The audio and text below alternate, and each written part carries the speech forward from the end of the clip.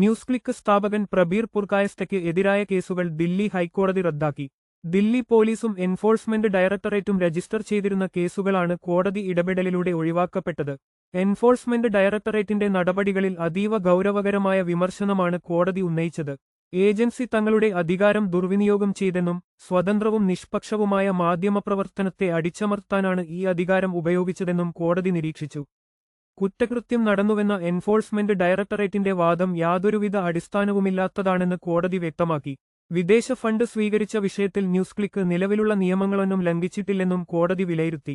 2020 വാർത്താവിതരണ പ്രക്ഷേപണ മന്ത്രാലയം നൽകിയ പരാതിയുടെ അടിസ്ഥാനത്തിലാണ് ദില്ലി പോലീസ് പ്രബീർ പുർകായസ്തയ്ക്കെതിരെ കേസ് രജിസ്റ്റർ ചെയ്തത്. 9 കോടി രൂപയുടെ നിക്ഷേപം അനധികൃതമായി സ്വീകരിച്ചു എന്നായിരുന്നു പ്രധാന ആരോപണം. ഈ നടപടികളെല്ലാം നിയമവിരുദ്ധമാണെന്ന് കണ്ടെത്തിക്കൊണ്ടാണ് ഹൈക്കോടതിയുടെ സുപ്രധാന ഉത്തരവ്. വാർത്തകൾ വേഗത്തിൽ അറിയാൻ ഞങ്ങളുടെ ചാനൽ സബ്സ്ക്രൈബ് ചെയ്യുക.